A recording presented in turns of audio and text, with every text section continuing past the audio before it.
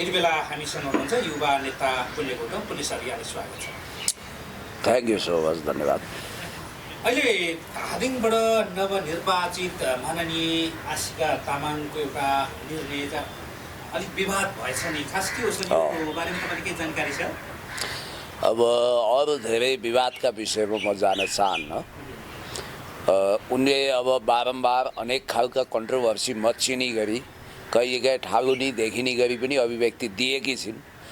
वास्तवमा उनलाई नेपालको ऐन नियम कानुनको बारेमा कुनै सानोतिनो मसिनो सूचना पनि छैन।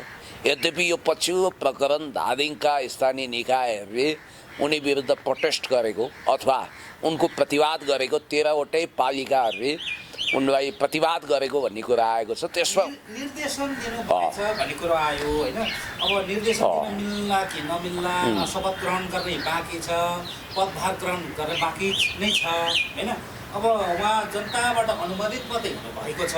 यो अवस्थामा तपाईँको स्थानीय सरकारलाई निर्देशन दिन सुरु गर्नुभएछ होइन?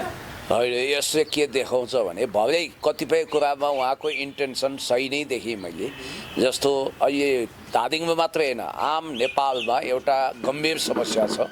त्यो भनेको के भने प्राकृतिक स्रोतको उत्खनन अनियन्त्रित रूपमा बढेको छ। हर्क साम्पाङले त नियम विधि लगाएरै त्यसलाई नियन्त्रण गर्नुभयो।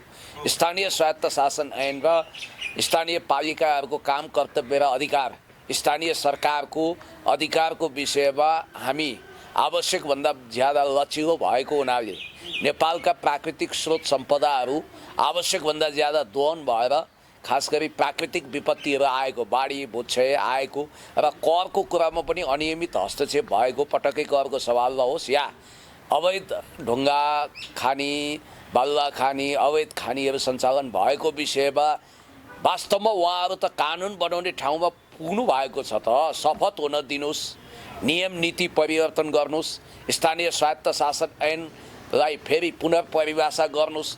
2/3 मत छ। त्यसमा भनौँ न अवैध ढुङ्गा खानी, बालुवा खानीको प्राकृतिक दोहनलाई रोक्नको निम्ति प्रभावकारी कदम चाल्ने गरी ऐन संशोधन गर्नुहोस्। त्यो ठाउँमा पुगेको मान्छेले स्टन्ट गर्ने र आफूलाई सस्तो लोकप्रियताको हिसाबले अगाडि बढाउने भन्दा पनि भलै उहाँले उठाएका प्रश्नहरू हामीले पनि उठाएका कुरा हुन्। हर्क साम्पाङले त्यही कुरो कार्यान्वयन गरे हो। उहाँले स्थानीय स्वायत्त शासन ऐनलाई टेकेर नि स्थानीय निकायबाट सूर्य सम्पदा दोहन हुने गरी, ढुङ्गा र गिटीहरू रित्तिने गरी, बालुवाहरू उत्खनन हुने गरी नेपालको प्राकृतिक स्रोतलाई सखाप पार्ने गरी भारतीय कङ्क्रिटका सहरहरू बनाउनको लागि यहाँ अवैध क्रसरवालाहरूसँग सेटिङ गर्नु हुँदैन भनेर उहाँले प्रयत्न गरेको हो त हो। त्यसरी जानु पर्यो नि, पालिकालाई कतिपय कुराहरू कन्भिन्स गर्न सक्नुपर्छ। तर उहाँ आशिका तामाङजीले चाहिँ वास्तवमा जोर जुलुमको बाटो अप्नाउनु भयो। तपाईँले भने जस्तो उहाँले शपथै लिनुभएको छैन होइन, आफ्नो पद तथा गोपनीयताको शपथ नलिकन हचुवाको तालमा। अब अर्को कुरो, उहाँको नियत कहाँ पनि भाङ्गो देखियो भने एयरपोर्टकै सवालमा आउनुहोस् न। एयरपोर्टको सवालमा आशिका तामाङले जे भनिन्, याद गर्नुहोस् है, आशिका तामाङले एयरपोर्टको सवालमा जे भनिन् त्यो गैर जिम्मेवार थियो नि त। हिजो म अब अभियन्ता हुँदा गरेँ, अब आज मलाई मतलब छैन काठमाडौँ कुन जिल्लामा पर्छ भन्नुभएको छ। उहाँ धादिङको मात्रै सांसद होइन, नेपालको सांसद हो र उहाँको सभापति रवि लामिछानेले तपाईँले आफ्नो क्षेत्र मात्रै होइन सबैतिरको समस्याको समाधान हुने गरी बोल्नुहोस् भन्नुभएको छ। सरकार प्रमुख अथवा स्थानीय सरकारमा हो भने त्यो भन्नु सुहाउँथ्यो। प्रदेशमा हो भने अलग प्रदेश पऱ्यो, मैले भन्न मिल्दैन भन्न मिल्थ्यो। तर उहाँ सङ्घमा हुनुहुन्छ अहिले, सङ्घको सांसद बन्नुभएको छ। त्यो कारणले उहाँले त्यो भन्दा अलिक गैर जिम्मेवारी पनि देखियो होइन होइन र? एयरपोर्टको विषय हो, एयरपोर्टको विषयमा पनि सही कुरा भन्नुभयो तपाईँले। र उहाँको रीतिथिति चालचलन हेर्दा अब एक त उहाँको राष्ट्रियताको विषय नै गम्भीर रूपमा उठेको छ। उहाँ विदेशी बुहारी र उहाँको पिआरको प्रश्न पेचिलो ढङ्गले उठाएको छ र सम्भवतः अदालतमा यदि मुद्दा परेको खण्डमा पर्छ पनि होला, उहाँको पदै नरहन सक्छ। अनि देखेको मात्रै उहाँहरूको, तर नदेखेको त थुप्रै माननीयहरू यस्ता छन् भन्छन्। धेरैको छ। अहिले साँच्चै कानुनले काम गर्ने हो र निष्पक्ष न्याय सम्पादन गर्ने हो भने सबैको धेरै जसोको राजसभाबाट जितेकाहरूको पद जाँदैछ। तपाईँले यो कुरा पनि ख्याल गर्नुपर्छ। त्यसैले मैले भन्न खोजेको कुरा यो मात्रै हो कि आशिका तामाङले कुनै पनि विषयवस्तु उठाउनु अगाडि त्यसका पाटा पक्ष कानुनी पक्षको रूपमा अब कमसेकम उहाँको चेतना भुत्ते छ भने पनि सल्लाहकार त उहाँले राख्न सक्नुहुन्छ। पढलेखेका मान्छे लिगल एक्सपर्टहरूसँग सल्लाह लिन सक्नुहुन्छ।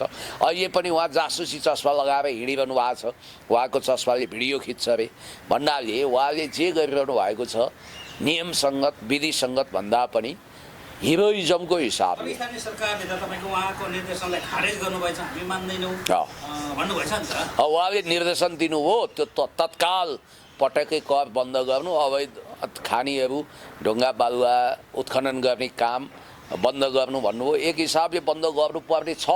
अनि हिजोको दिनमा उहाँ अभियन्ता भएर काम गरिरहँदाखेरि त्यो भन्न सुहाउँथ्यो होला, त्यो आवाज उठाउन मिल्थ्यो होला, तर आज एउटा जेबियर पदमा पुगिसके पछाडि विधि र पद्धतिलाई होइन पछ्याएर विधि र पद्धति अनुसार उहाँले जानुपर्ने होला, त्यो बोल्नुपर्ने होला। भलै उहाँले उठाउनु भएको माग सही छ होइन, यद्यपि अब विधि र पद्धतिलाई त फलो गर्नुपर्ने होला भन्ने मेरो आशा होइन। एउटा माननीयको कुरा गर्दाखेरि सांसदको कुरा गर्दा नकारात्मक हिसाबले पब्लिकको आक्रोश विस्फोट हुँदा कसरी नानी मैया दाल जन्मिन्छन् भन्ने कुरोको एउटा सठिक उदाहरण पेश गरिन्छ। बिचरा दिदी त्यहीँ आउनुहुन्थ्यो, यता भण्डारखालतिर हामीसँग चिया खानुहुन्थ्यो, धेरै गुनासो गर्नुहुन्थ्यो। उहाँ चाहिँ परिव सामान्य दर्जामा हुनुहुन्थ्यो क्यारे। भरे के भयो भने पञ्चायतका मान्छे अब उमेरमा अलिकति जवानीमा राम्री पनि हुनुहुँदो रहेछ उहाँ। पञ्चायतका मान्छेले चाहिँ उपत्रो पञ्चायतसँग रिस उठ्यो, यो देखाइदिन्छु तिमीहरूको पञ्चला भनेर जनताले चाहिँ उहाँलाई 16 मत हालेर जिताएका थिए र त्यसलाई नानी मैया प्रवृत्ति भनिन्थ्यो। तर पछि उहाँ प्र्याक्टिसले अहिलेका यी रासपाका सांसदभन्दा धेरै स्तरीय बन्नु चाहिँ भएछ। उहाँको अभिव्यक्तिबाट त्यो बुझिन्थ्यो। उहाँहरूभन्दा त लक्ष्मण सिंह खड्का होइन थिए, पञ्चायततिर सांसद धेरै थिए पहिलाका पञ्चायतमा जिते हो नि त नानी मैया दालले। अहिले होइन, अहिले अब हुन्छन् राप्रपातिर पनि त्यस्ता आउलान्, कता आउलान्, हाउडेहरू आउलान्, के आउलान्। अहिले अधिकांश खलिबलिहरू जो नानी मैया दालभन्दा पनि कमजोर चेतना स्तरका आए भन्ने हाम्रो चिन्ता हो। त्यो मध्ये एउटा आशिका तामाङ बहिनी पनि हो। उहाँको चेतना स्तर, उहाँको लेभल अफ थिङ्किङ, उहाँको सोचाइ, उहाँको कार्यशैली हेर्दाखेरि अब हिजो उहाँले पत्रकारसँग गरेको सवाल जवाफ तिमीले गर्यौ भनेर सवाल जवाफ गर्नुहुन्छ। ए बाबा, एउटा जर्नलिस्ट सम्मानका साथ तपाईँ भन्न सक्नुपर्छ होइन। उमेरमा हामी जेठा कान्छा होला, तर प्रोफेसनको हिसाबले तपाईँ सम्मानित ठाउँमा हुनुहुन्छ। त्यसकारण तपाईँलाई मैले इज्जतका साथ अदबका साथ एड्रेस गर्नुपर्छ। म फेरि पनि भन्छु, आशिका तामाङले उठाएको यो प्रश्न हामीले वर्षौँदेखि उठाएको प्रश्न हो। हर्क साम्पाङले त्यही प्रश्नको हल जवाफ अर्थात् त्यो कुरालाई आफैले एड्रेस गरेर देखाउनु भयो। उहाँ मेयर हुँदासम्म धरानमा कुनै पनि अवैध ढुङ्गा खानी गिटी खानीको उत्खनन भएन अनि अनावश्यक करको बोझमा पब्लिकलाई पार्नु भएन। कयौँ जस्तो नेकपा एमालेबाट निर्वाचित भएको वासुदेव घिमिरेले पनि त्यस्तै महत्त्वपूर्ण भूमिका खेल्नु भएको थियो। त आशिका तामाङ जसलाई कानुन स्थानीय स्वायत्त शासन ऐन थाहा छैन, आज 13वटा पालिकाले एउटा सांसद जस्तो भएको व्यक्तिको गरिमामाथि एक हिसाबले प्रश्न उठाएर तपाईँ गैर कानुनी कुरा गर्दै हुनुहुन्छ, यो तपाईँलाई अधिकार छैन भनेर भनेनन्। उहाँको निर्देशन हामी पालन गर्दैनौँ, उहाँको निर्देशन पालन गर्न हामी बाध्य छैनौँ, उहाँ को सुपर सरकार हो भनेर भने कि भनेनन्। त्यस कारणले गर्दाखेरि उहाँमाथि नै कयौँ प्रश्नहरू उठेको छ। उहाँको राष्ट्रियताको सवाल आशिका तामाङले जथाभावी निर्देशन दिँदै हिँडिरहनु भएको छ। एक हिसाबले उहाँ महारानी पल्टिनु भएको छ। निर्देशन दिँदै हिँडेको पक्कै हो, पक्कै। अब यति बेला सरकार गठनको चरणमा पुगेको छ, राष्ट्रिय जनता पार्टीको नेतृत्वमा सरकार बन्दैछ, तर बाहिर कहीँ कोही हल्लाहरू सुनिन्छ। जसरी निर्वाचनको दौरानमा बालेन शाहलाई प्रधानमन्त्रीको क्यान्डिडेट भनेर अगाडि सारे निर्वाचन अगाडि बढ्यो, तर अहिले जति जति समय घटिँदै जान्छ त्यतिदेखि चाहिँ अब बालेन होइन अघि चाहिँ प्रधानमन्त्री बन्छ। अब त्यो खेलोमेलो चाहिँ भित्र हुँदैछ भन्नेहरू पनि सुनिन्छ। ठ्याक्कै तपाईँले पाएको सूचना के हो, तपाईँको बालेन कि रवि अहिलेको प्रधानमन्त्री? अब कुरा यस्तो छ, 84को चुनाव 82मा कसको निम्ति सारियो? एउटै जवाफ आउँछ, बालेन शाहको निम्ति। बालेन शाहलाई किन सत्तामा ल्याउन खोजिँदैछ? अमेरिकाले नेपालमा कम्फर्ट जोन बनाउँदैछ। यसको सवाल जवाफमा हामीले धेरै मथापच्चिसी गर्नु पर्दैन। धेरै हामीले दिमाग खेल्नु पर्दैन। यो सब किन भन्दा नेपालमा चीनलाई घेरघार गर्नु छ, नेपालमा अमेरिकी सैन्य अखडा राख्नु छ। एमसीसी पास त विगत संसदले गर्यो, तर चाणक्य बुद्धिको केपी शर्मा ओलीज्यूले त्यसको पक्षमा एउटा इँटा पनि अगाडि सार्नु भएन, त्यसलाई लगभग डिफ्युज गरिदिनु हो, निष्क्रिय गर्नु हो। अनि नेपालमा बिआरआई कार्यान्वयन होला भन्ने बहुत टेन्सनमा रहेको पश्चिमा शक्ति तब हैरान भयो जब केपी शर्मा ओलीज्यूले प्रधानमन्त्रीको हैसियतले साङ्घाई कोअपरेसन अर्गनाइजेसनको ग्लोबल समिटमा गएर अब हामी बिआरआई कार्यान्वयन गर्छौँ भनेर भ्लादिमिर पुटिन र सी जिनपिङकै बिचमा बसेर कमिटमेन्ट गर्नु हो। त्यसपछि तपाईँलाई त्योभन्दा अगाडिको घटना सम्झना गरौँ। 2079 साल असार 6 गते केपी शर्मा ओलीज्यूको आग्रहमा शेरबहादुर देउवाले एसपिपीलाई टेबल गर्नु भएन संसदमा। लगत्तै असार 7 गते रासोपा जन्मियो। टाइमलाइन हेरौँ भन्नाले यो सब जेनजी मोमेन्टमा घुसपैठ गराएर यो हिंसा तनाव लफडा किन गरियो र अहिलेको चलखेलको अन्तर्य के हो भन्दा दुईटा कुरा। एउटा स्थापित लिडरसिप र नेता अथवा पार्टीको नेकपा एमालेको प्रभावलाई न्यूनीकरण गर्ने र हर्क साम्पाङको सम्भावित उदयलाई सत्तामा रोक्ने, ठाउँको ठाउँ रोक्ने। किनभने मलाई जहाँसम्म लाग्छ हर्क साम्पाङले अहिले श्रम संस्कृति पार्टी मार्फत सङ्ख्याबल जति होस् गुणात्मक रूपमा झिरे खोर्सानी जस्तो भएर देश जनता विकास समृद्धिको पक्षमा बिडो सम्हाल्दै हुनुहुन्छ र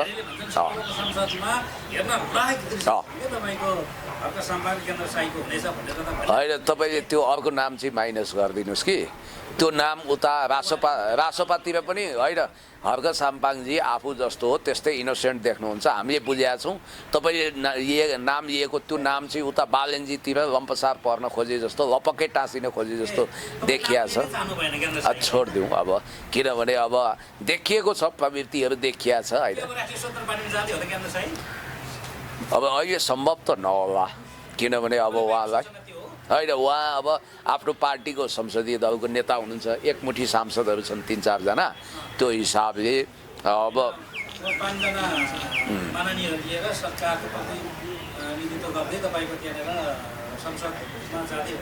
त्यो मिल्दैन नि त, नैतिकताको हिसाबले पनि मिल्दैन, त्यो पार्टीको अस्तित्वै रहँदैन। म यो भन्न खोजेको कुरा यति मात्रै हो कि प्रतिपक्षीय बेन्चमा हर्क साम्पाङ वा नेकपा एमालेको प्रेजेन्स जस्तो हुन्छ ज्ञानेन्द्र शाहीको त्यस्तो हुनेवाला छैन।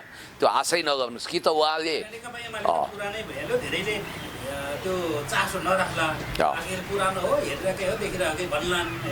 होइन जे भए पनि ऐतिहासिक पार्टीहरूको महत्त्व हुन्छ, अनुभव हुन्छ, सिप हुन्छ, कौशल हुन्छ, ज्ञान हुन्छ, पार्लियामेन्टमा प्रस्तुत गर्ने कला पनि हर्क साम्पाङज्यूले पनि नेगोसिएसन गर्नुपर्छ। किनभने हामीले पुरानै पुस्ताबाट धेरै कुराहरू उत्तरदान दिन्छौँ, सिक्छौँ, पोजिटिभ कुरा जोसँग सिके पनि हुन्छ। अब जहाँसम्म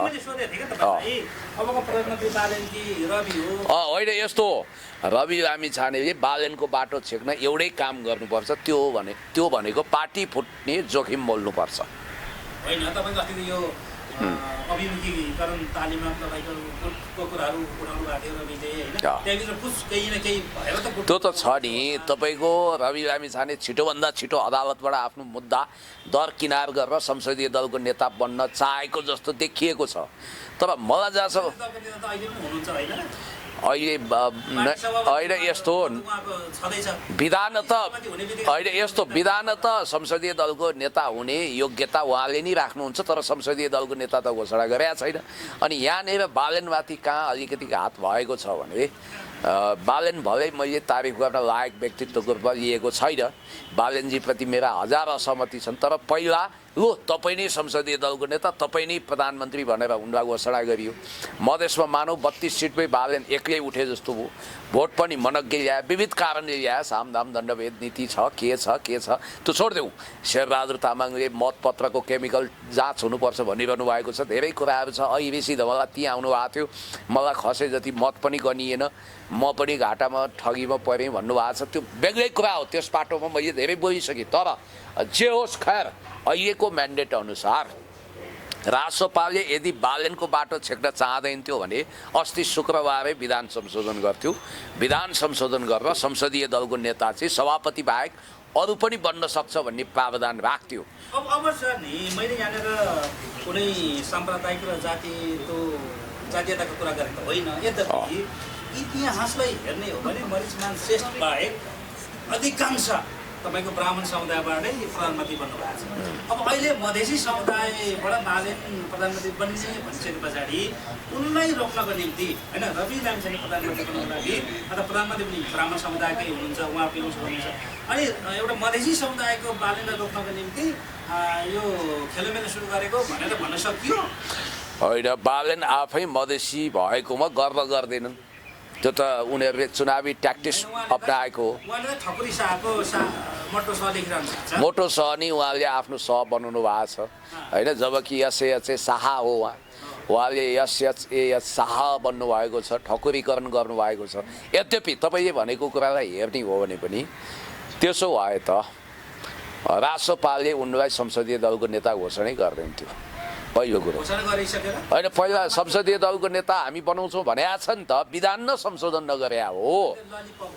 सुन्नु न, अब ललिपप भए पनि त यदि उनीहरूले बालेन शाहलाई संसदीय दलको नेता बनाएनन् भने त्यो पार्टी फुट्छ र बालेन शाह प्रधानमन्त्री भएनन् भने रवि लामिछानेको एउटा गुट हुन्छ, बालेनको अर्को हुन्छ। गुट मात्रै होइन, टुट्ने हुन्छ, फुट्ने हुन्छ। त्यहाँ थोरै सङ्ख्याले रवि लामिछानेको होला। त्यो पार्टी त उनीले बनायो। हङ पार्लियामेन्ट पो जान्छ। त्यसो भयो भने चाहिँ हङ पार्लियामेन्ट निश्चित हुन्छ। किनभने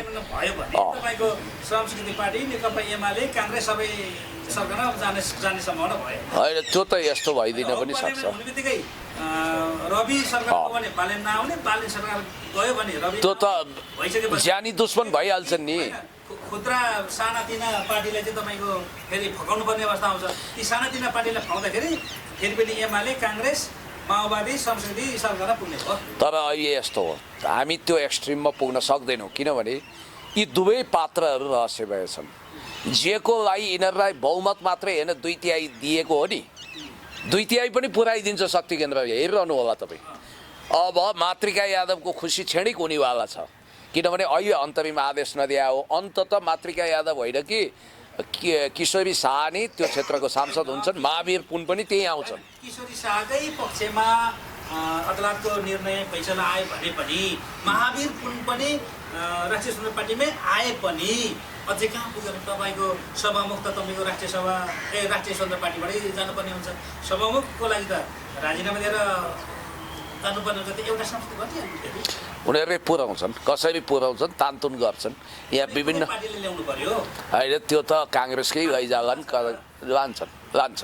उनीहरूले 2/3 पुऱ्याउनु पर्यो भने फ्लोर क्रस गरेर पनि पुऱ्याइदिन्छन्। गोप्य मतदान हुन्छ, फ्लोर क्रस गरिदिन्छ। तपाईँ हेर्नु होला कस्तो शर्तमा भने भोलि रणनीतिक सन्धि सम्झौता गर्दा त संसदको 2/3 चाहिएन, एसपिपी पास गर्नु पर्यो। अथवा त्यही किसिमको इन्डो पेसिफिक स्ट्राटेजीसँग जोडिएको कुनै सुरक्षा रणनीतिक साझेदारी भए नेपाललाई छिराउनु पर्यो। उनीहरूको बेस क्याम्प राख्नु पर्यो। 15औं दलाइलामा नेपालबाट घोषणा गर्नुपर्ने भयो। अनि नेपालमा सुरक्षा बेस क्याम्प राखेर चीनलाई घेरघार गर्नुपर्ने भयो भने त्यतिको लागि यिनीहरूलाई ल्याएको हो भने फुट्न दिन्छन्। या त खतरा त्यो जोखिम रविले मोल्न सक्दैनन्। तर कहाँ चाहिँ गएर यिनीहरू स्पिड हुन सक्छन् भने अहिले म परिकल्पना गर्दिनँ। अब रविले खेल्ने एक ठाउँ छ, त्यो भनेको आलो पालो। उनलाई जब संसदीय दलको नेता बन्नको लागि अथवा सरकार सञ्चालनको लागि क्लिन चिट मिल्छ नि अदालतबाट, उनी वास्तवमा सम्पत्ति शुद्धिकरण र सङ्गठित अपराधको मुद्दामा तत्काल सफाई पाइसकेपछि उनलाई क्लिन चिट मिलेछ र हो। त्यो सम्पत्ति शुद्धिकरण के अरे सहकारी ठगीले त्यत्रो हर्डल गर्दैन भन्ने बित्तिकै त्यो इस्युमा उनले 2वटा इस्यु, सम्पत्ति शुद्धिकरण अनि त्यसपछि सङ्गठित अपराध। जबकि न्यायाधीश महोदय नि हिजो उहाँको वकिल हुनुहुन्थ्यो दिनेश त्रिपाठी र डाक्टर भण्डारीले, सुरेन्द्र भण्डारीले यही कुरा अब्जेक्सन गर्दै हुनुहुन्छ। स्वार्थबाजी नै कन्फ्लिक्ट अफ इन्ट्रेस्टवाला डिसिजन आउन सक्छ भन्ने कुरा छ। त्यसकारण रविजीले सफाई पाउनुको मतलब चाहिँ एउटा कुरा ख्याल गर्नु होला। बालनले अहिले यही कुरो सुन्न चाहेका छैनन्, दुईवटा कुरो। रविजी तपाईँ धेरै लिस्ट दिएर मलाई हैरान नबनाउनु, म आफ्नो कम्फर्टमा मान्छे चुन्छु भनेका छन्। अर्को चाहिँ अब तपाईँ यो 5 वर्ष मुख नबिट्याउनुहोस्, म ढुक्कै चलाउनु यो 5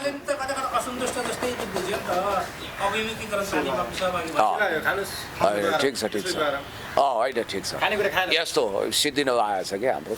अब कुरा के छ भने यो अभिमुखी कार्यक्रम पनि कस्तो कन्ट्रोभर्सियल भयो भने कुरा चाहिँ बडो स्वस्थताको छ, आदर्शको छ। बिचौलियाको 1 कप चिया नखाऊ भनेको छ, पानी नखाऊ भनेको छ।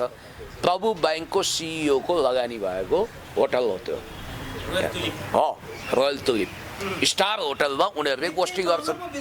अनि बालेन त्यहाँ नजाने कारण त्यही बिचौलियाको हो भनेर फेरि बालेन चाहिँ मिटिङ कहाँ गर्छन् त भन्दा होटलमै गर्छन्। उनको पनि अर्को कन्ट्रोभर्सी छ, उनी अर्को शौकिन भन्नाले तपाईँलाई एउटा कुरो के भन्छु भने उहिले हामी भन्थ्यौँ नि केटाकेटीहरूलाई, मेरै बच्चा बच्ची यो भन्नै पर्दैन, उनीहरूले थाहा पाइसके नङ काट्ने हात धुने बानी बसालौँ भने जस्तो त्यो केटाकेटी टाइपका सांसदलाई दिने प्रशिक्षण खुद उनीहरू प्रशिक्षण लिनुपर्ने अवस्थामा छन्।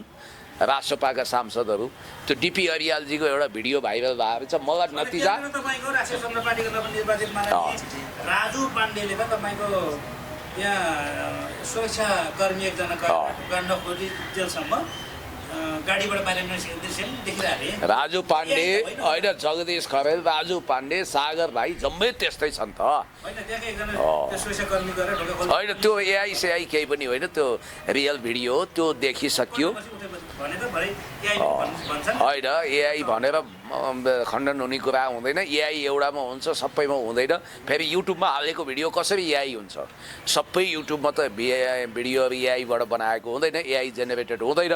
त्यसकारण अब बालेन शाह र रवि लामिछानेको यो अन्तर्द्वन्द्वमा अहिले होइन केही समयपछि चाहिँ यो पार्टी नै विभाजनतिर जाने खतरा छ। म धेरै लामो कुराकानी गर्दैन यहाँसँग। अब हर्का साम्पाङले चाहिँ किन भन्यो होला त जनताको अभिमत हेर्दा चाहिँ रवि नै प्रधानमन्त्री बन्नुपर्छ भनेर किन भनेको होला नि? अब हर्क साम्पाङज्यूले जब कि रवि लामिछानेको पनि कडा आलोचना गर्नुभएको छ विगतमा, उहाँले कतिसम्म भन्नुभएको छ भने होइन त्यति भनेर हुँदैन नि, नैतिक आलोचना पनि कडा रूपमा गर्नुभएको छ। तपाईँले अमेरिकी नागरिकता त्याग गर्नुभयो तर तपाईँले निशा प्रमाण पेश गर्नुभयो त भनेर पनि भन्नुभएको छ। त्याग गरेको अमेरिकी नागरिकता त्याग गरेको निशा प्रमाण कोही भन्नुभएको छ। सहकारी ठगीको कुरा उठाउनु भएको छ, धेरै कुराहरू उठाउनु भएको छ। बालेनको हकमा त धेरै सङ्गीन प्रश्नहरू बालेनजीको हकमा उठाउनु भएको छ। तर उहाँले दुईवटा कारणले भनेको होला। एउटा राष्ट्रपाको विधान बमोजिम विधान संशोधन नगरेको अवस्थामा अब बालेन शाह विधान संशोधन नगरिकन मानव प्रधानमन्त्री भयो भने भोलि कुनै मुद्दा लालले गरेर मुद्दा हालेको भरमा अब सर्वोच्च अदालत र निर्वाचन आयोगले त भ्यालिड पेपरको रूपमा भ्यालिड बुकको रूपमा त्यही विधानलाई देख्छ। त्यो विधानको आधारमा तपाईँ संसदीय दलको नेता हुन योग्य हुनुहुन्न, किनभने त्यो पार्टीको सभापति मात्रै संसदीय दलको नेता हुन्छ राष्ट्रपाको। त्यसकारण तपाईँलाई पदमुक्त किन नगर्ने भनेर पदमुक्त गरिदिन सक्छ। त्यसकारण बालेन मैले सुनेको हाम्रै भिडियो हेरेर होला के प्रभाव परेर होला त्यो विधान संशोधन नगरिकन म संसदीय दलको नेता बन्दिन पनि भन्नुभएको छ अरे उहाँले। भन्नाले भोलिको अवस्थामा हर्क साम्पाङले के विचार गरेको होला भने अकाउन्टेबिलिटीको हिसाबले, उत्तरदायी हिसाबले, जनतामा गएको हिसाबले, त्यो पार्टीमा सुरुदेखि नै त्यो पार्टीको संस्थापक भएको हिसाबले रवि लामिछाने नि यी दुई मध्ये है सबैको बिचमा भनेको होइन, यी दुई मध्ये कम्पेरेटिभली भन्छ नि तुलनात्मक रूपमा सापेक्षिक रूपमा रवि लामिछाने नि आउनु ठिक होला भने होला। प्रश्नदेखि नभाग्ने हैन, प्रश्नको सामना गर्ने, चोकमा गल्लीमा सदनमा सडकमा जहाँ सोधे पनि प्रश्नको उत्तर दिन सक्ने। तर बालेन चाहिँ तपाईँको प्रश्नको उत्तरदेखि भाग्ने हैन, जहाँ प्रश्न सोध्यो त्यहाँ तपाईँको भाग्ने बालेनको बानी। त्यो कारणले भोलि संसदभित्र पनि होइन कुनै माननीयले कुनै सांसदले प्रश्न सोध्यो भने होइन उनी प्रधानमन्त्री भएको खण्डमा प्रधानमन्त्रीलाई सांसदको सवाल अथवा प्रश्न भन्ने आयो भने अनि सांसदले तपाईँको प्रश्न सोध्यो भने बालेनले प्रश्न दिएन भने उत्तर दिएनन् भने समस्या पर्छ। यिनी पार्लियामेन्ट पनि फेस गर्दैनन्, राजा महाराजा सम्झिन्छन्। त्यसकारण योभन्दा त नहुने मामा भन्दा कुन्नी के जाति मामा राम्रो भने जस्तो बालेन भन्दा रवि ठिक हो भनेर दुईजनाको तुलना गर्दा 20को 19मा तोडना गरे हो यो हस् थ्याङ्क यू सर यहाँलाई धेरै धेरै धन्यवाद